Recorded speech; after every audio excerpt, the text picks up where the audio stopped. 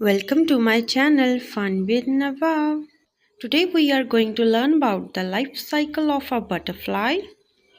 The butterfly and moth develop through a process called metamorphosis.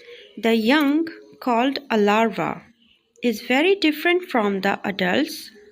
There are four stages in the metamorphosis of butterflies and moths: egg, larva, pupa, and adult. Eggs are laid on plants by the adult female butterfly. These plants will then become the food for the hatching caterpillar. Females lay a lot of eggs at once so that at least some of them survive. Butterflies' eggs can be very small. Caterpillar, the feeding stage. The next stage is the larva. This is also called a caterpillar if the insect is a butterfly or a moth. The job of the caterpillar is to eat and eat. Food eaten at this time is stored and used later as an adult. Pupa, the transition stage. When the caterpillar is full grown, it becomes a pupa.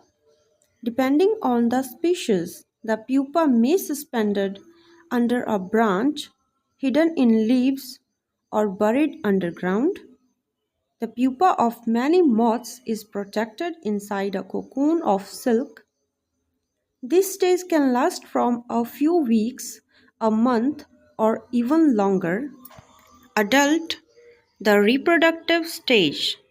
The adult stage is what most people think of when they think of butterflies.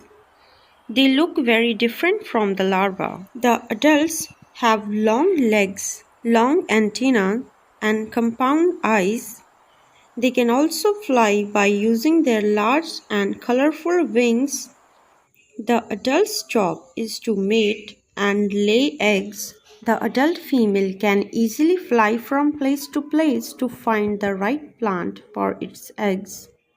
Most adult butterflies live only 1 or 2 weeks. Thanks for watching. Please subscribe for more educational videos.